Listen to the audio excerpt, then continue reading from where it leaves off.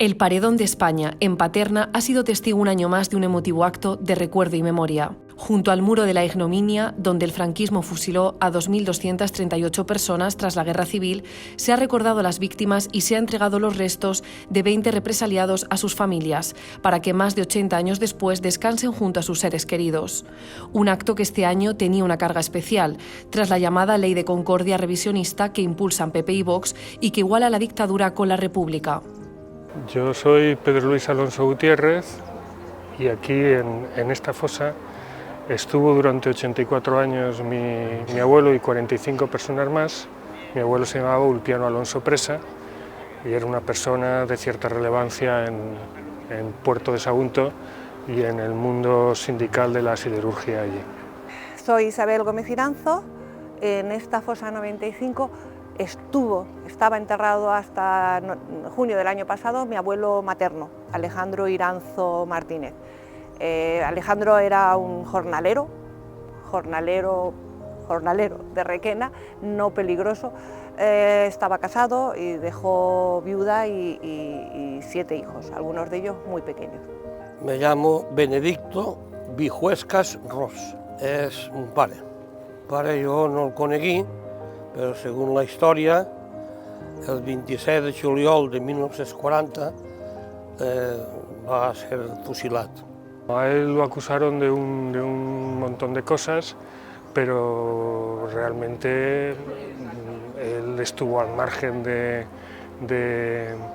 todas aquellas acusaciones, de todos aquellos hechos, y no tuvo ninguna posibilidad de defenderse por más que escribió hasta 3 instancias al auditor general de Levante pidiendo por favor que le permitieran unos cadeos, pidiendo por favor que le permitieran aportar testigos y solicitando informes a una serie de personas del régimen y de derechas que él consideraba que podrían ayudarle. La mayoría de las familias imperaba el silencio por prudencia.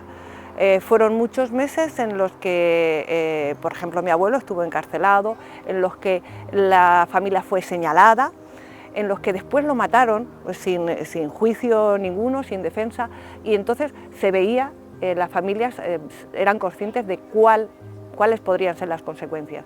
En este caso, por ejemplo, como en la gran mayoría, el miedo y la represión en los pueblos, el señalamiento.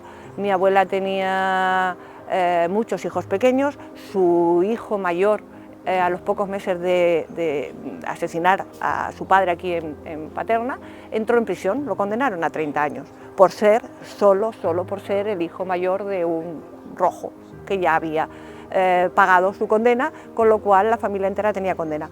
Mi abuela optó, intuyo muy inteligentemente, porque era lo que tocaba en ese momento, por el silencio, porque necesitaban guardar la seguridad del resto de la familia. ¿Y qué crimen dijeron que había cometido su padre? Según l'expedient, tot el que passava en el poble pues, la tenia la culpa ell i tots els que mataren com ell. O sigui que tot el que havia passat, si havia plogut o no havia plogut, si havien cremat un sant, tot ho pagaven els mateixos. La ley de concordia es en realidad una ley enormemente hipócrita y perversa porque emplea un término concordia con el que todos podríamos estar de acuerdo, pero luego nos damos cuenta que lo que busca es equiparar a víctimas y verdugos y no se puede comparar a aquellos que han sido asesinados con sus asesinos. Y desde ese punto de vista pues consideramos que es un paso enorme hacia atrás y en el fondo una burla hacia las víctimas y a los descendientes de las víctimas. Bueno, la ley que derogará la antigua ley de memoria democrática y la sustituirá, me parece una humillación más a las víctimas. Además, un ninguneo de la historia, una apropiación indebida del vocabulario para su propio beneficio, de cómo las palabras, el significado de las palabras se prostituye literalmente.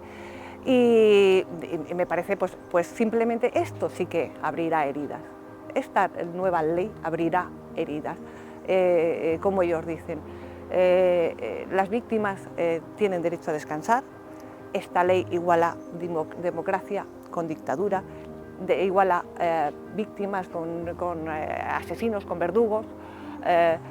Es más, esta ley culpa a las familias y a las mismas víctimas de hacerles llegar a las nuevas generaciones un discurso sesgado, un discurso basado en, como ellos dicen, versiones orales del abuelo, porque así lo dice textualmente en uno de los párrafos, e incluso nos acusa de ser los responsables de la división social.